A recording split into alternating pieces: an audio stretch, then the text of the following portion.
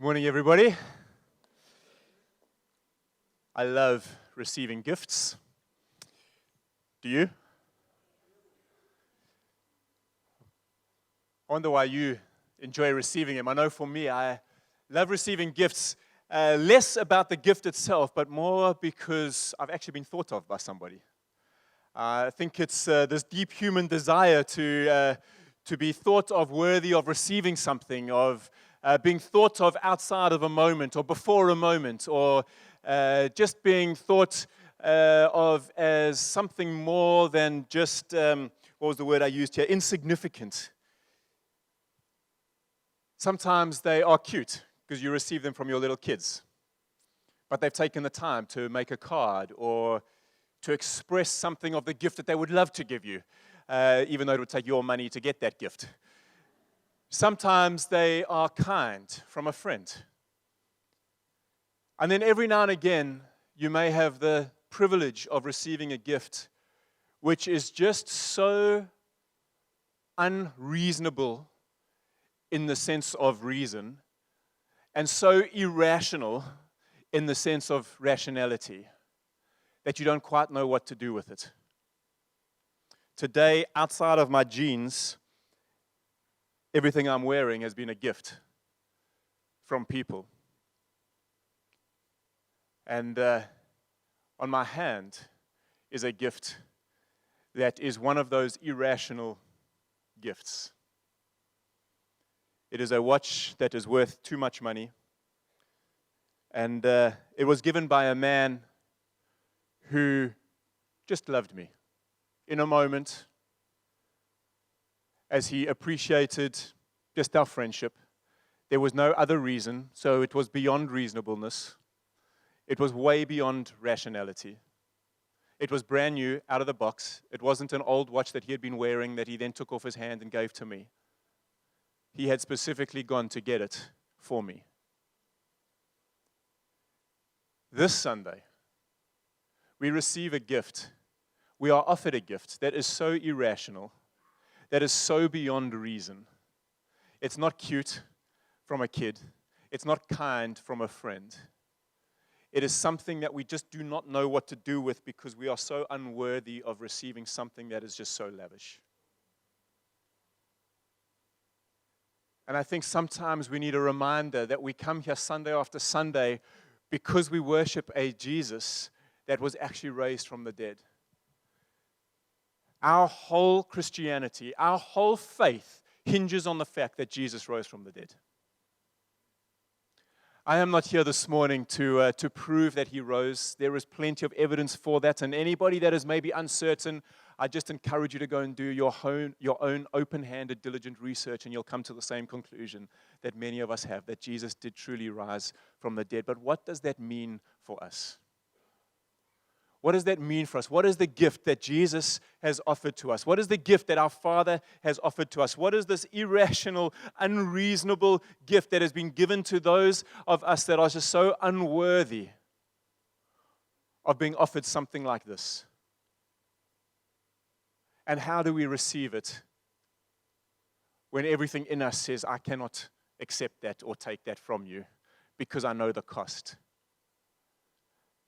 I know the cost of this watch, and I did not want to take it from my friend until he snuck it into my bag. And how much more is this gift that Jesus has afforded us and given to us? How much more do we say the price is too much? Do we give consideration? Do we wake up on a daily basis and say, Jesus, this is too much for me? I want to remind us today of what it is that Jesus has won for us, what it is that Jesus has offered us. And so we're going to just go through some scriptures, and we're going to go chronologically through, and I'm just going to raise points as we go. And I want to remind us, there are many of us that have been Christians, have accepted Jesus for many years, and this will just be a reminder for you. There are some of you who by faith have taken hold of Jesus in the last little while, and you're still on your journey of exploration, of understanding fully what this gospel message is. I trust that today you will learn something and be encouraged and understand even more just what a significant and irrational and unreasonable gift it is that Jesus has offered us. And maybe you're in this room and you have not yet taken hold of Jesus. And today I trust that as I read these scriptures, the Spirit of God would awaken you. And you may not know the Holy Spirit, you may not know how that's going to make you feel, but there will be something inside of you that says, I believe this to be true and I need to take a step towards Jesus. And so that is my prayer as we go through today. And just before I read the text, I thought what John had to say on Friday was so outstanding. That Friday, as we remember Jesus on the cross, was a day of pain and suffering. But if we are Friday Christians, that's where we live, that we believe that we cannot live life unless it is anchored in pain and suffering, that it is pain and suffering that authenticates our faith. And then there's this Saturday where Jesus lay dead in the grave. This ambiguity, this confusion, this uncertainty. And if we're Saturday Christians, we're just always full of doubt and possibly cynicism. And then Sunday, the resurrection, the victory that is ours. And if we're only Sunday Christians, we live in this prosperity, victorious faith that doesn't know what to do with pain and suffering and ambiguity. And yet our gospel is the Friday, Saturday, Sunday message. This Jesus is the Friday, Saturday, Sunday Jesus. And so yes, we're able to view the pain and suffering through the victory that comes, and it's this gift which is on offer to us today. But we understand that sometimes in the victory there is ambiguity and uncertainty, and sometimes confusion. And in the victory there can be pain and suffering. But we're okay to handle all of that because Jesus handled all of it. But the outcome is a resurrected Jesus, which means something for us. And so we're going to be reading through Luke chapter 23 and 24, and I'm just going to be pulling out extracts from it, not reading the entire text, but just some things of what this resurrection means today, why today is so important for us in the Christian faith, and dare I say, why every day is so important for us in the Christian faith, because it all hinges on what we remember and what we celebrate today. And so we're going to start in Luke chapter 23 from verse 44 to 46. It was now about noon, and darkness came over the whole land until 3 p.m. Just for context, we're on the Friday now. Jesus on the cross. For the sun stopped shining, and the curtain of the temple was torn in two. And Jesus called out with a loud voice, Father, into your hands I commit my spirit. And when he had said this, he breathed his last. He breathed his last. Friends, the curtain tore upon Jesus' death. That has significance for us in light of his resurrection.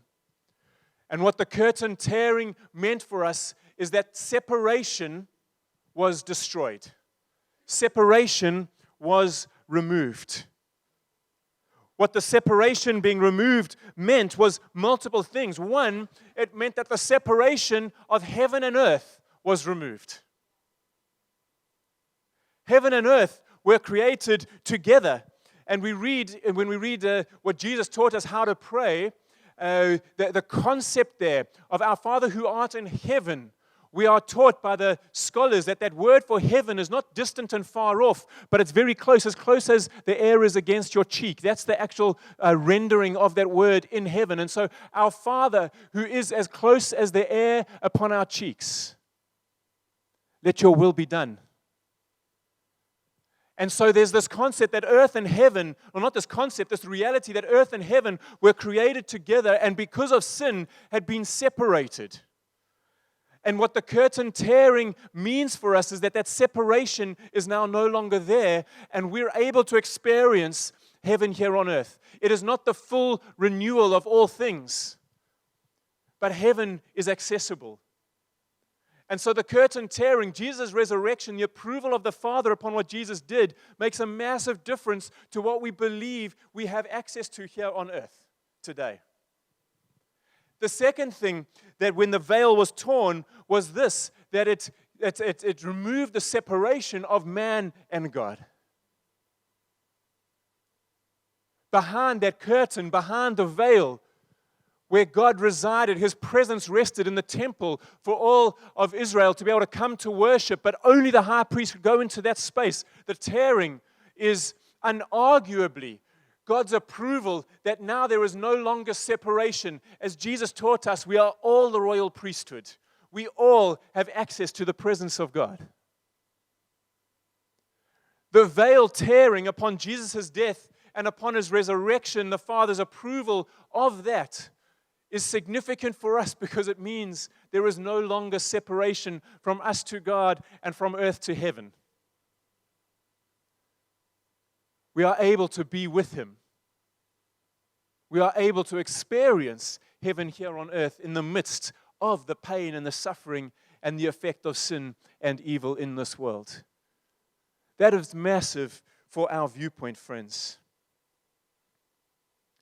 What the veil did, the veil's primary function was to separate the holy place from the Holy of Holies. And we read this in Exodus and then in Leviticus. And so the goal was to separate that which was unclean from that which was clean. And all of us who've sinned would be regarded as unclean, but God clean. And unclean and clean could not worship. The unclean, we read in the Levitical system for Israel, if you were unclean, if you had touched a dead body, if you had become sick, if you had sinned, you were not able to go and worship with the community of believers, worship God. You had to be isolated. But Jesus' life had been giving indications all the way through His life as He went to the leper, as opposed to stayed away from him. Jesus was showing us that the clean was coming towards the unclean.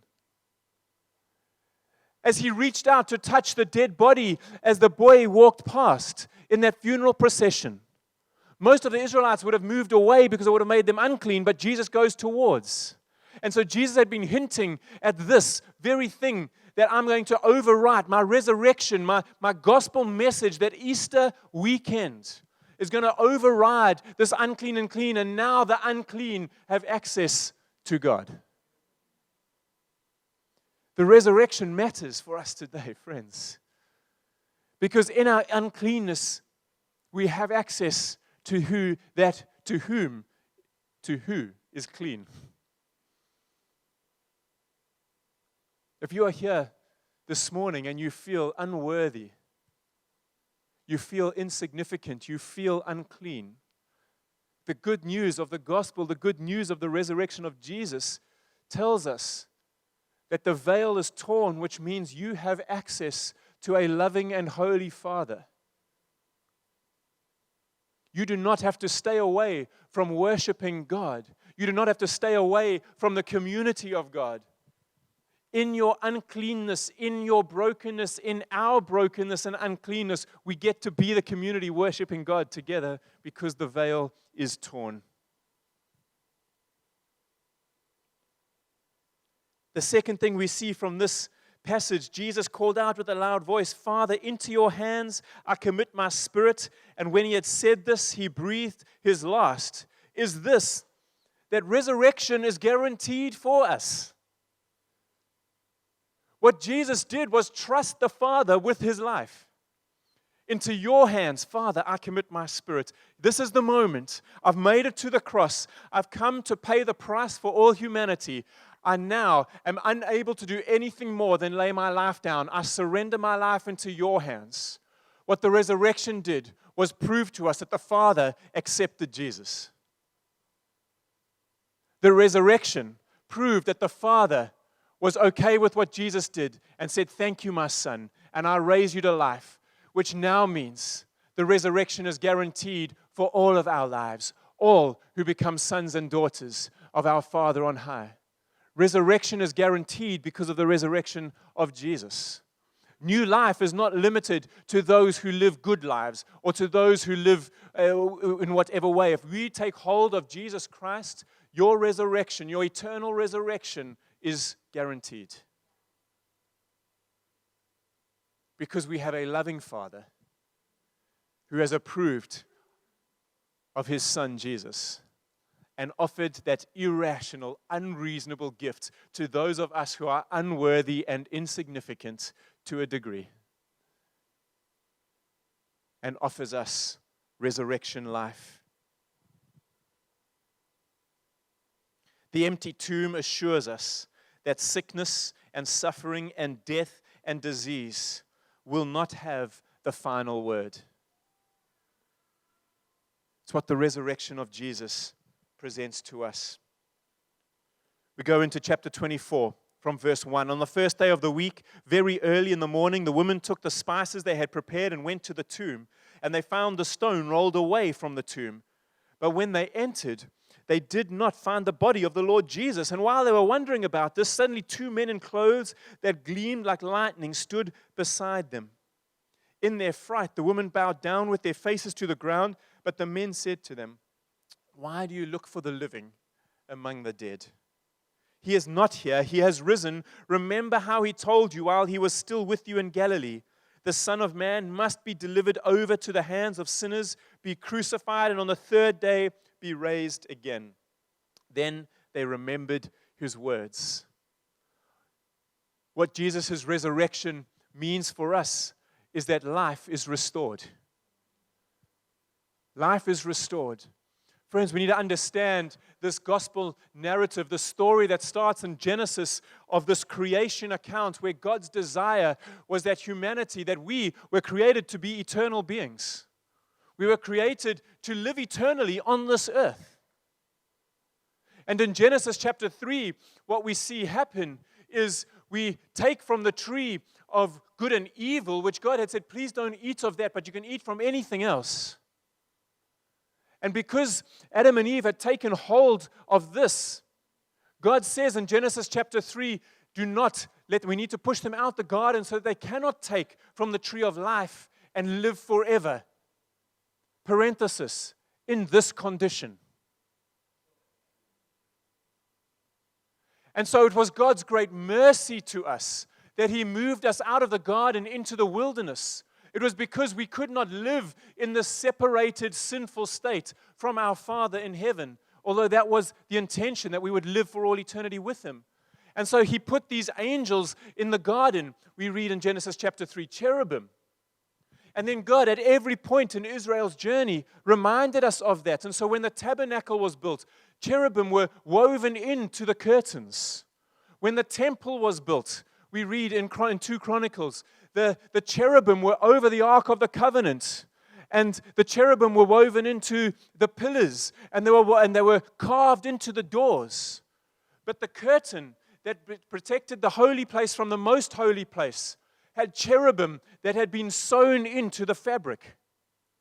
What does all of this mean? It means that when Jesus tore the curtain, what He did was open the way. The cherubim were removed out of the way, which means we have access back into the garden for eternal life. This is what God is offering us. This is the gift we receive by the resurrection of Jesus. That life is restored. That if we die to ourselves, what the sacrament of baptism is an external expression of that. When we die to ourselves and we raise to life in Christ, we have experienced that death, and now we get to live for all eternity with God, as was the original intention. Jesus' resurrection means that life is restored for us.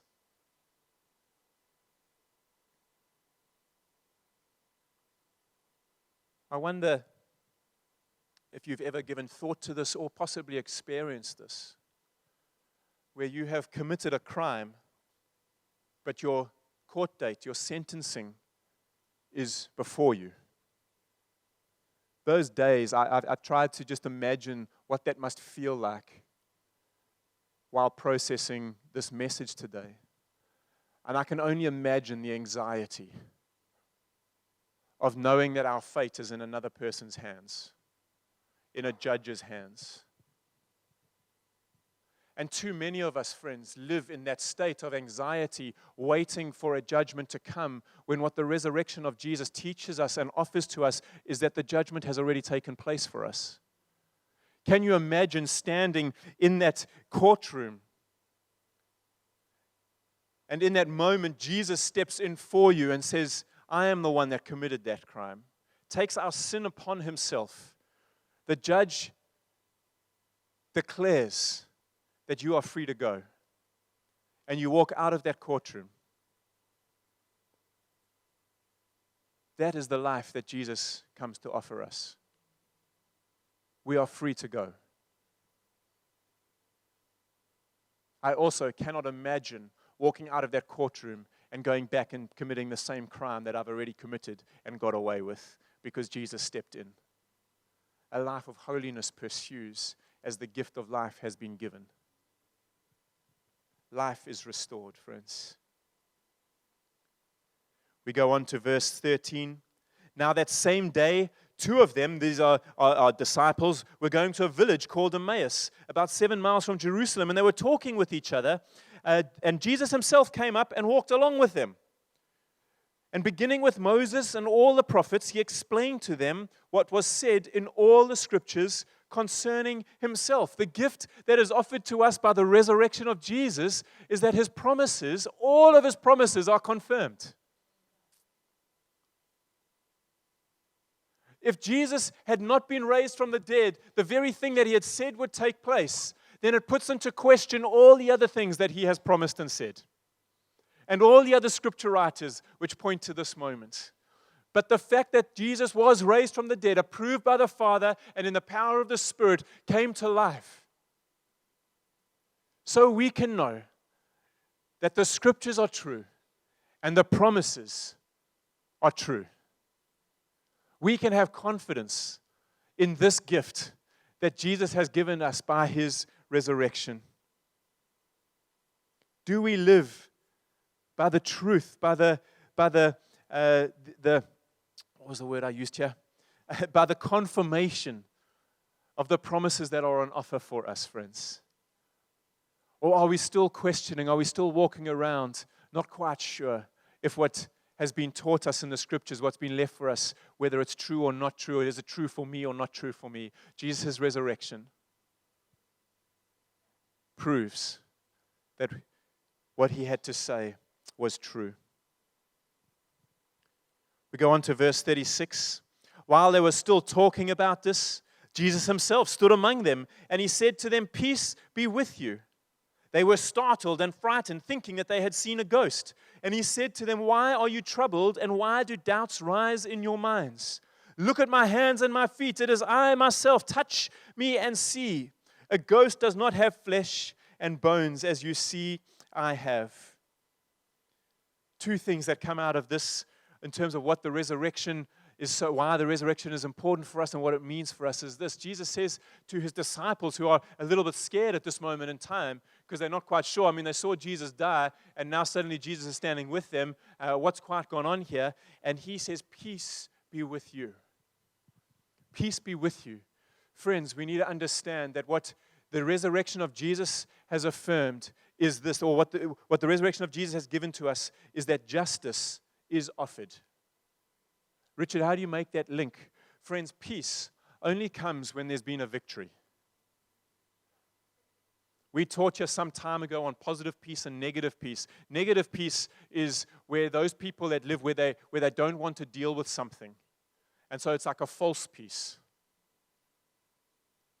And so you're just keeping the peace, but there is something that's not dealt with. There's no resolution. True peace, positive peace, comes on the other side of resolution. It's the other side, it's a victory. Often in the case of where a battle has been won. And so my peace I give to you. The disciples, we've got to understand, in this moment in time, had been scattered. They were concerned for their lives. They had been raised. The Pharisees weren't going to just stop with Jesus. They were going to exterminate all those people that were following Jesus. Because as far as the Pharisees were concerned, these people were the threat to their business of religion. And so in this moment, Jesus comes to offer justice. Peace is yours. There is a judgment. What that means for us, friends, is all of you who have been treated unjustly in any shape or form on this earth, if you do not receive justice here on earth, there is a judgment to come where you will receive the justice that is due. Jesus' resurrection assures us of that peace? How can we live in an eternal peace if there has been injustice still around us? Justice is offered by the resurrection of Jesus Christ. And so we can review the way people hurt us here in this life to understand this. We're not here singing or crying out to God saying, God, get them. We can just be secure in that peace is our portion. Peace will come to us because there is a just God and justice will be served. The resurrection of Jesus affirms that. The second thing we read through this text, when we see this, he's trying to convince them, why are you troubled and why did doubts rise in your minds? Look at my hands and my feet. It is me. Touch me and see. What Christ's resurrection offers to us, what it approves is of creation. It approves our life here on earth. If God did not mean for earth to continue, for earth to be important, Jesus would have just been raised to go and be with his Father in heaven. But the fact that he was raised in bodily form, that you could touch him, see him, that he was here, affirms that actually we have purpose here on earth. That unlike so many thoughts and ideas out there that the earth is just going to be destroyed and it's only heaven that's going to exist. No, it's why we read in Revelation, there's a new heaven and a new earth that comes to replace heaven and earth that got distorted by the effect of evil and sin. But the idea was always heaven and earth together. That matter matters. Our physical matter matters. And so we don't hide out as Christians just waiting for Jesus to return again, thinking that we can't do anything. No, we're able to work with Jesus. We're able to push back the forces of darkness. We're able to make these redemptive pockets of humanity all across the face of the earth. It's what Jesus' resurrection offers to us, purpose and meaning to our life today. That we have access to the heavenlies. We have access to our Father, the presence of God, and we have purpose today to be a redeeming, transforming agent on this earth. It's the gift that is offered to us. How will we receive that today?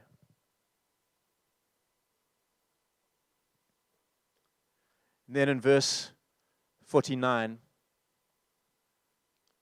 I'm going to send you what my Father has promised, but stay in the city until you have been clothed with power from on high. The final thing I just want to raise out of the resurrection of Jesus and why it matters to us is that power is given. Power is given. Read in Ephesians chapter 1, 18 to 20. I pray that the eyes of your heart may be enlightened in order that you may know the hope to which he has called you, the riches of his glorious inheritance in his holy people, and his incomparably great power for us who believe. That power is the same as the mighty strength he exerted when he raised Christ from the dead and seated him at his right hand in the heavenly realms. Friends, the resurrection of Jesus means that power is given to us. A power that we are not worthy of, a gift that we are not worthy of, a gift that is irrational and unreasonable. The fact that we can have the heavenly power, the mighty power that created the universe, that raised Jesus from the dead in us, with us, that's just insane. It is a gift that just goes beyond all bounds. And it is the gift that is offered to us by the resurrection of Jesus. The invitation is to live, to receive this power so that we can live a life that is not devoid of power. And so, Christians in this room, will we receive the power that has been given by the resurrection of Jesus Christ? So, friends, the resurrection today, the pinnacle point, the reason we have a faith, the reason there is good news. This very day that we highlight Jesus' resurrection means so many things for us, and this is not a final list, but enough for us today. The curtain was torn, which means separation has been removed to the Father and heaven and earth. Jesus committed His Spirit into the hands of His Father, and our Father in heaven raised Him from the dead, which means resurrection is guaranteed for us. The angels said, "Why are you looking for the living among the dead?" The resurrection of Jesus means that life is restored for us. Access to the garden for all to eat from the tree of life for all eternity. Beginning with Moses and all the prophets, he explained it means that the promises of Jesus, the promises of God captured in the scriptures are confirmed for us through the resurrection of Jesus. Jesus said, "Peace be with you." It means justice is offered to us. "Look at my hands and my feet." It means creation was approved and is approved, which means we are not living devoid of meaning and purpose. You will be clothed with power from on high. Power is given. Will you receive the gift of the resurrection of Jesus Christ today, friends? Will you receive the gift? For those that are sitting in this room feeling unworthy, for feeling insignificant, I want to say this, that the gift is not dependent upon you, it is dependent upon the giver. And the giver loves you and has moved towards you and desires to offer all of this to you. Not some of it, not in some measure, but in fullness, in full measure. And it depends on His goodness, not on your worthiness. Will you receive the gift? To those of us that have known this to be true, I pray that these scriptures, these highlights, would allow us to take access again, to take hold of again parts of this gift of Jesus' resurrection that maybe we're not living fully in. Maybe it's just been a good reminder for us today of what is available to us. And maybe you're here this morning and you have never put your trust in Jesus. You have never received this gift that is on offer. Today, Jesus stands before you,